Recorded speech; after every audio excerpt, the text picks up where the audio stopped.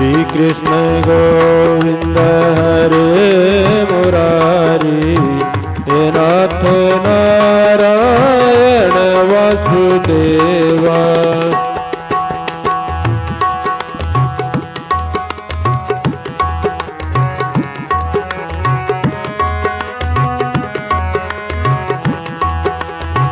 श्री कृष्ण गोविंद हरे मुरारी, हे नाथ नारायण वासुदेवा।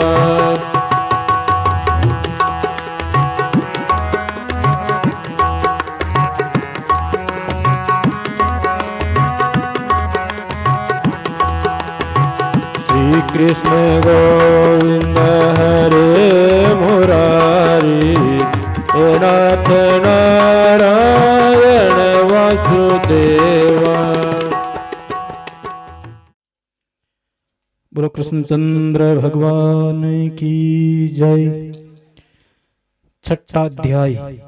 नारद जी बोले, 2 घड़ी रात रह जाए तब उठकर तिल, कुसा, अक्षत, फूल, धूप, दीप आदि लेकर पवित्र होकर किसी नदी, तालाब, कुआं आदि जलाशय पर जाए।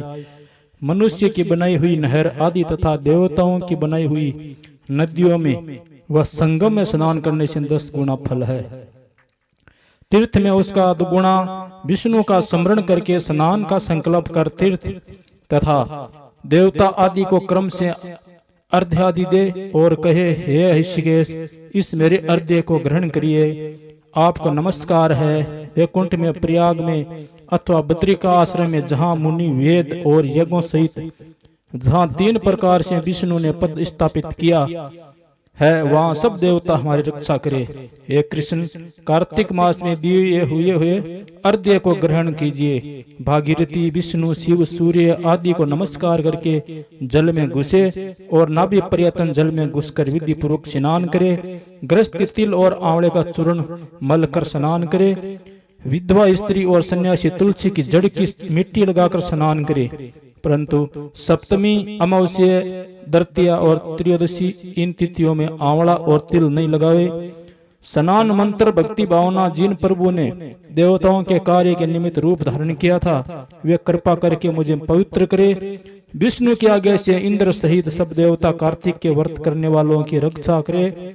व्रती मनुष्य इस प्रकार स्नान करके हाथ में पवित्र धारण कर देव, ऋषि और पितरों का तर्पण करे। कार्तिक के महीने में तर्पण में जितने तिल होते हैं उतने वर्ष पितर स्वर्ग में वास करते हैं। तदंतर जल में से निकलकर पवित्र वस्त्र धारण कर प्रातः काल के कर्मों को समाप्त कर हरि भगवान का अर्चन करे।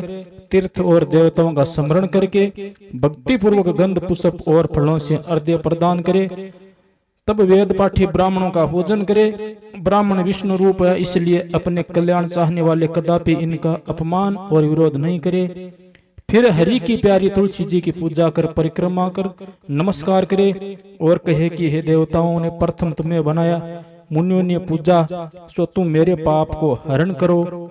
भक्ति पूर्वक विधियों का करने वाला नारायण की सल्यकता को प्राप्त होता है। रोग और पातकों का नाश करने वाला, उत्तम बुद्धि, पुत्र और धन तथा मुक्ति को देने वाला विष्णु भगवान के प्यारे कार्तिक के व्रतों के सिवाय दूसरे व्रत उत्तम नहीं है। नारद जी बोले, हे महाराज, कार्तिक व्रत धारण करने वाले मनुष्यों के नियम संक्षेप में सुना। सब प्रकार के अमिष, मांस, शहद, राई तथा नशा करने वाली वस्तुओं का परित्याग कर दे। पराय अन्न, प्रद्रोह, विदेश गमन, बिना तीर्थ के अन्य स्थान में रहना छोड़ देवे तथा देवता, वेद, ब्राह्मण, गुरु, गौवर्ती स्त्री, राजा और बड़ों की निंदा त्याग देवे। दाल, तिल, तेल, खरीदा हुआ पकवान, भाव और शब्द से दूषित वस्तुओं को छोड़ दे। जीवधारी का मांस, चूना, जंभीरा का फल, मसूर, बासी अन्न नहीं खाए। बकरी, भैंस, गौ के दूध के सिवा अन्य दूध तथा ब्राह्मणों से खरीदा हुआ रस, पृथ्वी से पैदा हुआ नमक, यह भी सब छोड़ देवे। तांबे के पात्र में रखा हुआ पंचगव्य, पोखर का जल और अपने आप पकाया हुआ अन्न मांस के तुल्य कहा है।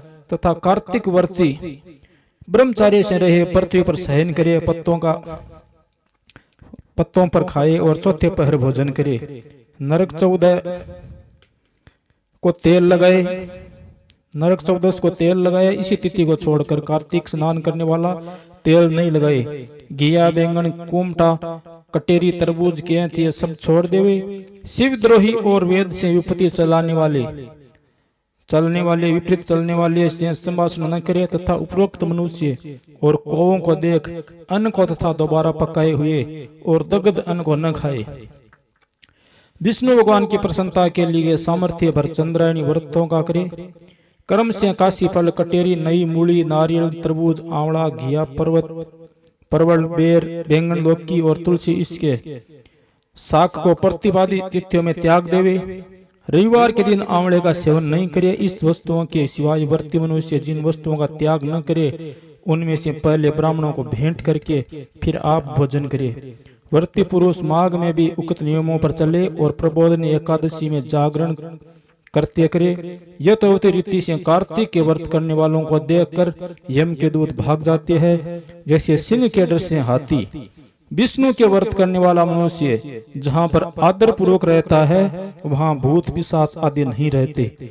तथा रीति से कार्तिक व्रती पुण्यों को मुख वाला ब्रह्मा भी कहने में असमर्थ है। विष्णु का व्रत संपूर्ण पापों का नाश कर उत्तम धन, पुत्र, नाती, धन्य को बढ़ाने वाला है। इन व्रतों को नियम पूर्वक करने से अन्य तीर्थों के सेवन की क्या आवश्यकता है।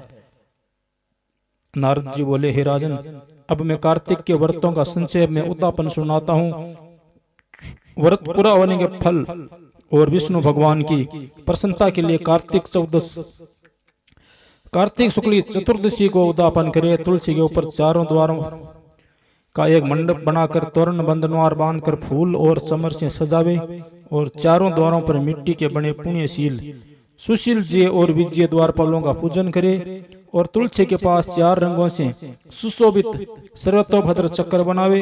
इसके ऊपर पंचतत्व रत्न और नारियल रखकर एक सुंदर कलश स्थापित करे। फिर वहां शंख, चक्र, गदाधारी पीताम्बर से युक्त लक्ष्मी सहित विष्णु भगवान की स्थापना करके पूजन करे। व्रती पुरुष मंडल में इंद्र आदि को पूजे। द्वादशी को भगवान उठे, त्रयोदशी को देवताओं ने उनके दर्शन के लिए और चतुर्दशी को पूजन करे। उस दिन शांत और सावधानी से उपवास करे। गुरु की आज्ञा को प्राप्त करके भगवान कृष्ण की शरणमयी प्रतिमा का पूजन षोडशोपचार से करके और विविध भोग अर्पण करे। रात्रि में जागरण कर भजन कीर्तन करता रहे। प्रातः काल उठकर नित्य निमित्त क्रम करे। पश्चात हवन करे, ब्राह्मणों को भोजन करावे, धन का लोभ छोड़ यथाशक्ति दक्षिणा देवे, उपवास कर ऐसे वैकुंठ को पावे। इस वैकुंठ चतुर्दशी के महात्म्य को देवता और शेष जी 100 वर्ष में भी नहीं कह सकते। जो भगवान चक्रपाणी के जागरण में भक्ति पूर्वक आंगन में गायन और नृत्य करते हैं उनको सहज गौओं के दान करने का फल मिलता है। इसी दिन विष्णु भगवान मत्स्य रूप में हुए थे, अतः उनको प्रसन्न करने के लिए इस तिथि में उन ब्राह्मणों को खीर आदि अन्न का भोजन करावे तथा अतो देवा मंत्रों से तिल और खीर का हवन करे। तत्पश्चात यथाशक्ति दक्षिणा दे और नमस्कार करे, जिसके करने से अक्षय फल मिलता है। फिर विधि पूर्वक कपिला गौ का पूजन करे। पूजन करके उपदेश करने वाले गुरु को सप्तनिक वस्त्र आभूषण से सुसज्जित कर समापन करावे। प्रार्थना मंत्र से आपकी प्रसन्नता से मेरे 7 जन्म के पाप नष्ट हो जाए और मेरे मनोरथ सफल होवे और मरणोपरांत मुझे विष्णु लोक की प्राप्ति हो।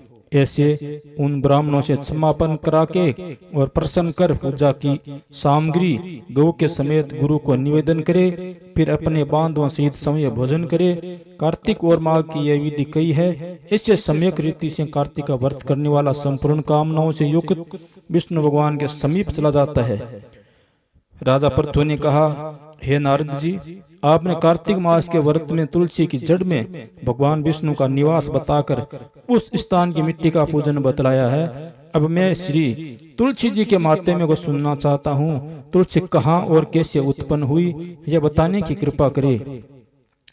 नारद जी ने कहा, हे राजन, एक समय जब देवगुरु बृहस्पति और देवराज इंद्र कैलाश पर्वत पर शंकर जी का दर्शन करने के लिए गए तो शंकर जी ने उनकी परीक्षा ली। उन जट्टाधारी दिगंबर ने उनका मार्ग में ही अनुरोध कर डाला। यद्यपि वे तेजस्वी, शांत, लंबी भुजा और चौड़ी छाती वाले, गौर वर्ण, अपने विशाल नेत्रों युक्त तथा सिर पर जट्टा धारण करके बैठे थे। तथापि इंद्र ने शंकर जी को न पहचान सका और उनका नाम धाम आदि परिचय पूछा और कहा, शंकर जी अपने स्थान पर है या नहीं, कहीं गए हुए है। इस पर उस तपस्वी ने कुछ नहीं कहा, परंतु त्रिलोकीनाथ के ऐश्वर्य से विभूत होकर इंद्र कब चुप रहे थे। उन्होंने क्रोध से घुड़क कर कहा, अरे मैं पूछता हूँ तो उत्तर क्यों नहीं देता? मैं अभी तुझे इस वज्र से मारता हूँ, फिर देखता हूँ तुम दुर्मति की रक्षा कौन करता है। फिर जो ही दिगंबर को मारने के लिए हाथ में वज्र लिया, तो ही भगवान शंकर ने वज्र सहित उसका हाथ स्तंभित कर दिया और विकराल नेत्र कर जो ही उसे देखा तो ऐसा विदित हुआ मानो वह दिगंबर प्रज्वलित हो उठा और तेज से जला देगा। भुजाएं स्तंभित होने से इंद्र के कोप और दुख का अंत नहीं रहा, परंतु जो ही बृहस्पति जी ने उनको प्रज्वलित देखा, तो ही अपनी बुद्धि से उनको भगवान शंकर जानकर प्रणाम किया और इंद्र को भी उनके चरणों में गिराया। फिर बृहस्पति जी बोले, हे दीनानाथ, अपना क्रोध रोककर इंद्र का अपराध क्षमा कीजिए। बृहस्पति जी के वचन सुनकर महेश्वर गंभीर वाणी में बोले, मैं अपने नेत्रों से निकले क्रोध को कैसे रोकूं? तब बृहस्पति जी बोले, हे भगवान, भक्तों पर तो दया करनी ही चाहिए, अतः अपना भक्तवत्सल नाम सार्थक कीजिए और इस तेज को शांत कर इंद्र का उद्धार कीजिए। तब भगवान शंकर ने कहा, मैं तुम्हारी स्तुति से प्रसन्न हूँ, जो तुमने इंद्र को जीवन दान दिलाया। अब मैं तुम्हें अपने वरदान द्वारा जीव नाम से विख्यात करता हूँ।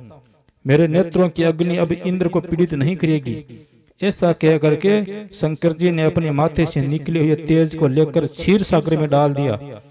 फिर लीलाधारी भगवान अंतर्ध्यान हो गए। इंद्र और बृहस्पति दोनों भय से मुक्त होकर परम सुखी हुए।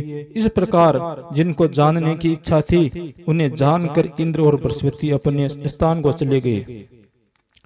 राजा पृथु ने कहा, हे देवर्षि, आपको नमस्कार है। अब आप कृपा करिए, आप ये कहिए कि जिस समय भगवान शंकर ने माथे का तेज क्षीर सागर में डाल दिया था, उस समय क्या हुआ? नारद जी ने कहा, हे राजन, जब शंकर जी ने तेज क्षीर सागर में डाल दिया तो वह शीघ्र ही बालक होकर गंगा सागर के संगम पर बैठकर संसार को भय देने वाला रुदन करने लगा। उसके रुदन से समस्त संसार व्याकुल हो उठा। लोकपालों के मन में भी व्याकुलता हुई। अधिक कहने से क्या है, चराचर चलायमान हो गए। शंकर सुवन के रुदन से ब्रह्मांड व्याकुल हो गए। समस्त देवता और ऋषि मुनि व्याकुल होकर लोक पितामह ब्रह्मा जी की शरण में गए और सबने मिलकर ब्रह्मा जी को प्रणाम किया और स्तुति की। फिर कहा, हे पितामह, ये बड़ा भयंकर समय आया है, इसका नाश कीजिए।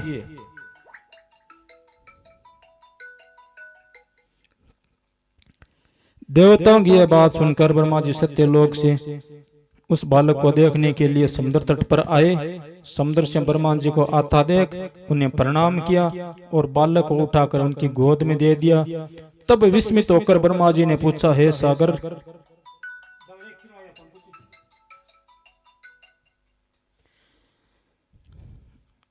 बालक को उठा करके उनकी गोद में दे दिया। तब विस्मित होकर ब्रह्मा जी ने पूछा, हे सागर, तुम शीघ्र बताओ कि यह बालक किसका है? तब समुद्र ने कहा, हे प्रभु, यह तो मैं नहीं जानता, किंतु मुझे इतना अवश्य ज्ञात है कि यह गंगा सागर के संगम पर प्रकट हुआ है। अतः आप इस बालक का जाति कर्म आदि संस्कार कीजिए, इसका जातक फल बताइए। नारद जी कहते हैं कि इधर तो सागर ब्रह्मा जी से ऐसे कह रहा था, उधर सागर पुत्र भी ब्रह्मा जी के गले में हाथ डालकर बार बार उनको आकर्षण कर रहा था। अब तो उसने ब्रह्मा जी का गला जोर से पकड़ा कि वे पीड़ित हो नेत्रों से आंसू डालने लगे। किसी प्रकार उन्होंने अपने दोनों हाथ से जोर लगाकर गला छुड़ाया और सागर से कहा, सुनो, मैं तुम्हारे पुत्र का जातक फल कहता हूँ। मेरी आंखों से जो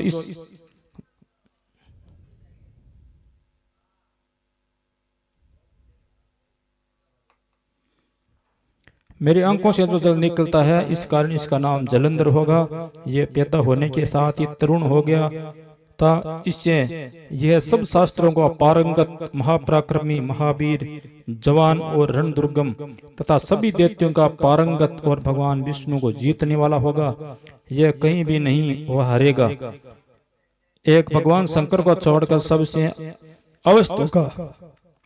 जहां से यह उत्पन्न हुआ है फिर वहीं जाएगा। इसकी पत्नी बड़ी पवित्रता और सौभाग्यशाली, सर्वांग सुंदरी, परम मनोहर, मृदुभाषिणी तथा शील की सागर होगी। नारद जी ने कहा, है राजन, सागर से यह कहकर ब्रह्मा जी ने शुक्राचार्य जी को बुलाकर बालक का राज्याभिषेक कराया। फिर अंतर्ध्यान हो गए। अब तो उस बालक को देखकर सागर बहुत प्रसन्न हुआ और कितने ही उपाय से उसका पालन करके बड़ा किया। फिर कालनेम नामक असुर को बुला करके उसकी वृंदा नाम की पुत्री से उसका ब्याह कर दिया। अब शुक्राचार्य जी के प्रभाव से वह दैत्यों पर राज्य करने लगा।